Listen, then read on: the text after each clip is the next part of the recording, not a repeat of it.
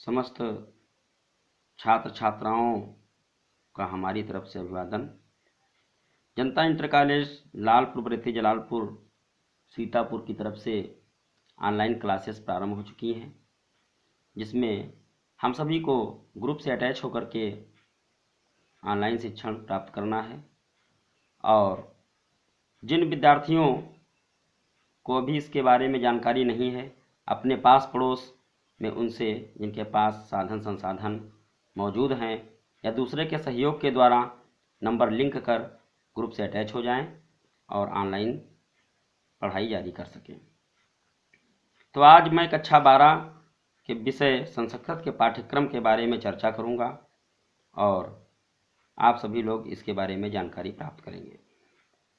संस्कृत विषय में कक्षा 12 में खंड सर्वप्रथम का जो है इसमें चंद्रापीठ कथा, जिसके उत्तरार्ध भाग का हम कक्षा 12 में अध्ययन करेंगे।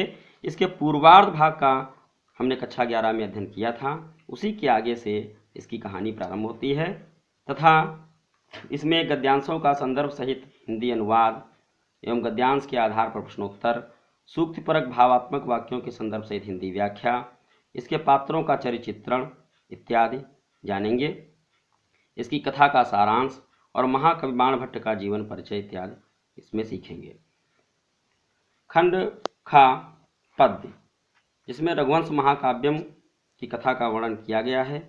इसमें द्वितीय सर्ग के बारे में पढ़ाया जाएगा। इसकी हिंदी एवं संस्कृत व्याख्या बताई जाएगी। सूक्तिपरक पंक्तियों की संदर्भ हिंदी व्याख्या, महाकवि कालिदास द्वारा विरचित यह जो रघुवंश महाकाव्य है, महाकवि कालिदास का जीवन परिचय और एक संक्षिप्त परिचय भी जानना आवश्यक होगा, जिसके अंतर्गत वस्तुनिष्ठ प्रश्न भी पूछे जाते हैं। खंडगा नाटक अभिज्ञान शाकुंतलम, जिसके चतुर्थ अंक का इसमें वर्णन किया गया है। इसके अंतर्गत गद्यांशों एवं पद्यांशों का संदर्भ सहित हिंदी अनुवाद करना, प्रमुख पात्रों का चरित्र चित्रण और इसके जो है चतुर्थ अंक का सारांश भी हमें सीखना होगा। खंड घा निबंध, विभिन्न विषयों पर संस्कृत में निबंध, जैसे संस्कृत साहित्य, जनसंख्या, पर्यावरण, स्वास्थ्य, शिक्षा आदि विभिन्न प्रकार के विषयों पर हम निबंध लिखना सीखेंगे। खंड अंगा अलंकार, उपमा तथा रूपक की परिभाषा व उदाहरण।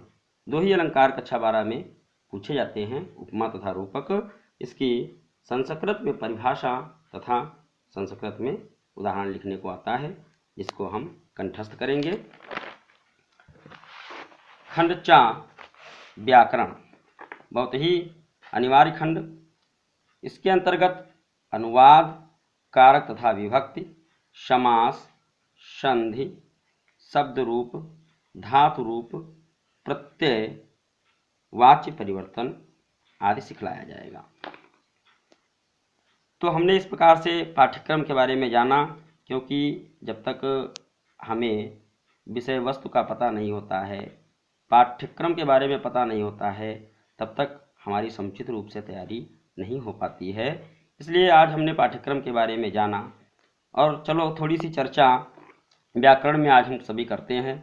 सर्वप्रथम इसका पहला टॉपिक जो है अनुवाद। तो अनुवाद हम तभी सीख सकेंगे जब हमें कारक तथा विभक्तियाँ, पुरुष, वचन आदि सब आना चाहिए।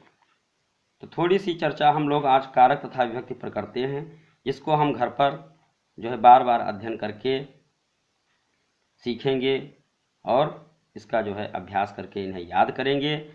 उसके अगले दिन हम आप लोगों को कारक तथा विभक्तियों के प्रयोग के बारे में बतलाएंगे।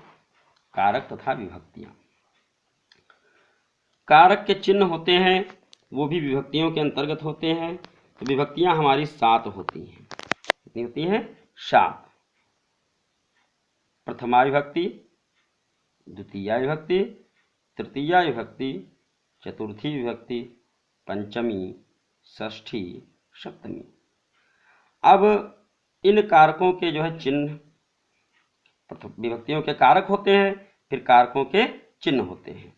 तो प्रथमा का कर्ता, उसका चिन्ह होता है नि। द्वितीया का कारक होता है कर्म, उसका चिन्ह होता है को। तृतीया उसका जो है कारक होता है करण और चिन्ह होता है से। इसी प्रकार से चतुर्थी का कारक होता है संप्रदान और चिन्ह होता है के लिए। पंचमी उसका कारक होता है अपादान और चिन्ह होता है से अलगाव के लिए। षष्ठी उसका कारक होता है संबंध और जो चिन्ह होता है का, की, के, रा, री, रे। सप्तमी उसका चिन्ह होता है अधिकरण और उसका कारक होता है अधिकरण और चिन्ह होता है में, पे, पर।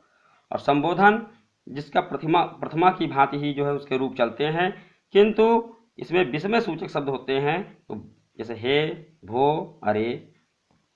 तो इस प्रकार से इसके चिन्ह होते हैं। इनको हम घर पर लिख करके याद करके अभ्यास करेंगे, क्योंकि विभक्तियों के बिना अनुवाद बनाना संभव नहीं है। साक्षात क्रियात्वम कारकत्वम अर्थात क्रिया से साक्षात संबंध रखने वाला विभक्ति युक्त पदों को कारक कहते हैं। जिन शब्दों का क्रिया से सीधा संबंध नहीं होता है वे कारक नहीं कहलाते हैं। जैसे रामः पुस्तकम पठत, तो रामः पुस्तकम पठत, तो इसमें जो है कर्ता जो है वो राम है, उसका चिन्ह यानी प्रथमा विभक्ति के अंतर्गत होगा। तो इस प्रकार से हम अगले दिन इसकी विस्तृत व्याख्यात्मक रूप से अध्ययन प्राप्त करेंगे।